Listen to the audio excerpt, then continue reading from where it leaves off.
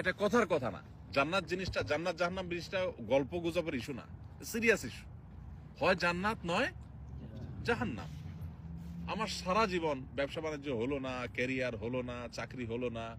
আমি একটা কথা সবসময় বলি, প্রবাসীদের মসজিদগুলোতে বিশেষ করে প্রবাসীদেরকে একটা কথা কমন শুনতে হয়, সেটা হলো তোর পরে বিদেশ যায় তোর চেয়ে বেশি জমি জমা কিনছে কেমনে, তুই কি করলি? হ্যাঁ, একই কথা মায়ের, একই কথা বাপের, বন্ধু বান্ধবের, বউয়ের, সবার একই কথা। তোর লগে একসাথে গেছে, যা 20,000 টাকা পরিশোধ করছে, দেনা দায় পরিশোধ করছে, এলাকার জমি জমা সব কিনা ভরাই ফেলতেছে, বাজারে দোকান নিছে, শুনছি ঢাকাও ফ্ল্যাট বুকিং দিছে। আর তুই কি করস? তোর সাথে একসাথে গেছে, প্রতি বছর একবার করে আসে, তুই 3 বছর আসতে পারস না, তোর টাকা হয় না, কি করলি তুই? এই কথাগুলো খুব বেশি শোনা লাগে না আপনাদের? এটা কেন হয়? ওই যে বললাম, পুরা ফ্যামিলিকে টাকা দিবেন, এটা তার মাথা ঢুকেছেন, আপনার মাথাও পোক ঢুকছে, তার মাথাও পোক ঢুকাইছেন। সেও মনে করে টাকা দিতে পারলেই ছেলে আমার সাকসেস, ছেলে আমার সততার পথে থাকতে পারলেই সাকসেস, এটা তার মাথায় ঢুকে নাই, আপনার মাথায়ও সেটা নাই। এই জন্য সেও সুখে নাই, আপনিও সুখে নেই, না সে সুখে আছে না আপনার সুখে আছে। এই জন্য ভাই, দৃষ্টিভঙ্গিটাকে বদলানোর চেষ্টা করি, আল্লাহ তাআলা আমাদেরকে সে তৌফিক দান করুন।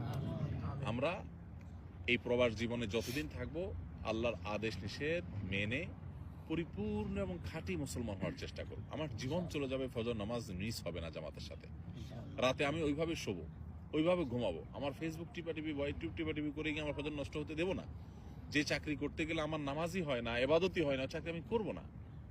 এখানে আপনাদের জন্য কত সহজ ভাই, যারা ইউরোপ, আমেরিকা, পশ্চিমা দেশগুলোতে চাকরি করে, শতকরা কত % মানুষ হালাল চাকরি করতে পারে সেটা একমাত্র আল্লাহ ভালো জানেন। অফিসে ছেলে মেয়ে যে মিক্সিং যে পরিমাণ হয়, চাইলেও নিজেকে বাঁচাতে পারে না। মিউজিক ছাড়া মাথা ঘোরানোর কোনো জায়গা নাই, সব জায়গায় টয়লেটের ভিতরে মিউজিক, এমন অবস্থা। জিন্দিগিটা মিউজিকের ভিতরে গড়ে ওঠে। এমনি নামাজি মানুষ ভালো চলতে চায়, কিন্তু আপনারা এখানে সৌদি আরবে মাশাআল্লাহ আল্লাহ কত ভালো রাখছে বলে, কোনো তুলনা হয়? হাজারটা দুঃখ হয়তো আপনার থাকতে পারে, কিন্তু আপনি এখানে উপার্জন করতে গিয়ে ভেজাল পৃথিবীর যে কোনো দেশের তুলনায় সবচেয়ে কম ভেজাল। ভেজাল ছাড়া তো পৃথিবী কোথাও নাই, কিন্তু অন্য দেশের সাথে কম্পেয়ার করলে আল্লাহ আপনাকে জান্নাতে রাখছেন। এখন এই নিয়ামতের শুকর আদায় করবেন। আমাদের ভাইরা যারা রেস্টুরেন্টে, এখানে যে ভাইয়ের রেস্টুরেন্ট আছে, আরো অনেকে রেস্টুরেন্টের সাথে এখানে ইনভলভ আছেন মাশাআল্লাহ। ইউরোপ আমেরিকাতে রেস্টুরেন্ট মানে কি? বার, মদের বোতল থাকতেই হবে, হ্যাঁ, হারাম থাকতেই হবে। তো আল্লাহ তাআলা তো আমাদেরকে সেফ রাখছেন, তাই না? এখন বাকিটুকু নামাজের ব্যাপারে গুরুত্ব আরোপ করা, হালাল হারাম মেনটেন করা, পরিবারের হক আদায় করা, কারোর হক নষ্ট না করা, আল্লাহকে ভয় করে চলা, বাস।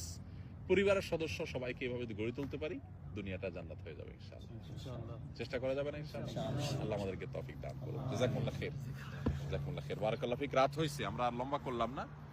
দৃষ্টিভঙ্গিটাকে পাল্টাই, টাকা নয়, ঈমান আমলই মানুষকে সুখী করে। ঠিক আছে না ইনশাআল্লাহ? জাযাকাল্লাহ খাইর। এটা পরিবারের সদস্যদেরকে বোঝাতে হবে। এখন কিভাবে বোঝাবেন? আগে নিজের দিনটা বুঝেন। আপনি দিনটা বুঝলে তাদেরকে বোঝানো সহজ হবে। একটু কোরআনটা বুঝে পড়েন, হাদিসটা নবী সাল্লাল্লাহু আলাইহি ওয়াসাল্লাম বুঝে পড়েন। প্রত্যেকটা জিনিসের ক্ষেত্রে যদি এরকম বুঝে বুঝে দিনটাকে মানতে পারেন, মুসলমান বাই চান্স তা হয়ে মুসলমান বাই চয়েস যদি হতে পারে, কোরআনটা একটু অর্থ সহকারে বুঝে পড়েন।